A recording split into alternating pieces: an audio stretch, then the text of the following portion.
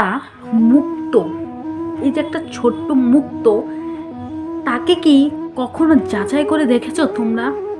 মুক্ত কিভাবে সে এতটা মুক্তর মতো জ্বলজ্বল করে উঠল? কখনো কি মুক্তর রহস্যটা জানতে চেয়েছো তোমরা? যদি জেনে থাকো তাহলে আমার ভিডিওটা স্কিপ করবে, আর যদি না জেনে থাকো অবশ্যই ভিডিওটা দেখবে। একটা মুক্ত, মুক্ত তো একটা ছোট্ট জিনিস, কিন্তু মুক্তই যে কত জায়গায় কতটা ঝলক দেয় সেটা তোমরা নিজেরাই বোঝো। এই মুক্ত কোনো নারীর গহনায় থাকতে পারে, এই মুক্ত কি কোনো নারীর আবার মুকুটেও থাকতে পারে। এই মুক্তর মূল্য সবাই কিন্তু দিতে পারে না।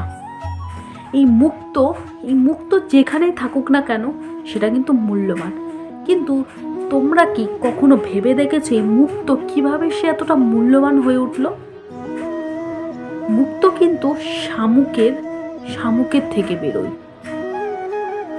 যখন সে শামুক অবস্থায় থাকে, জলের নিচে থাকে, প্রচুর ঝড় ঝাপটা, জলের সমস্ত স্রোত, জলের ঝাপটা সমস্ত কিছু তাকে কিন্তু সহ্য করতে হয়। জলের সমস্ত কিছু কিন্তু তাকে সহ্য ক্ষমতা তার ছিল, যার কারণে সেই শামুক থেকে ধীরে ধীরে মুক্ত হয়ে এসেছে। তোমরা যদি সেই মুক্ত হতে চাও, মুক্তর মতো ঝকঝক হতে চাও, অবশ্যই শামুক থাকা অবস্থায় সে যতটা সহ্য করেছে, যতটা ঝড়ঝাপটা যতটা সহ্য করে এতটা এগিয়ে গেছে, সে কিন্তু সেই শামুক অবস্থায় সে কিন্তু থেমেছিল না। সেই সময় নিজেকে শক্তি যুগিয়ে সে মুক্তের মতো এখন ঝকঝক করে। তাই তোমাদেরও জীবনে এরকম অনেক বাধা আসবে, ঠিক শামুকের মতো।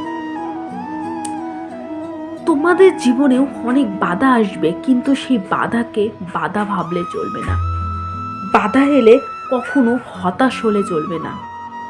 বাধাটাকে ভেবে নিও সুযোগ, এটাই আমার হয়তো সুযোগ দিয়েছে ভগবান।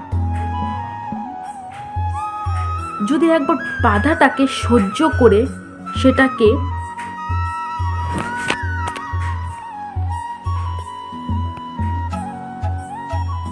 সেই বাধাটাকে সুযোগ ভেবে যদি সেটা সহ্য সহকারে এগিয়ে যাও, তাহলেই সাফল্য নিশ্চিত। আর যদি সেই বাধাটাকে বাধা হিসেবেই অতিক্রম করতে না পারো, তাহলে কিন্তু কখনো সাফল্য অর্জন করতে পারবে না। তাই কোনো বাধা আসলে সেটা সুযোগ হিসেবে এগিয়ে যাও, সাফল্য তোমার হাতের মুঠোয় আসবে। অবশ্যই আমার ভিডিওটা ভালো লাগলে লাইক কমেন্ট শেয়ার করে দেবে। আজ বেশি দূর এগোবো না, শরীরটা একটু খারাপ। নেক্সট দিন আরেকটা মোটিভেশন ভিডিও নিয়ে চলে আসছি।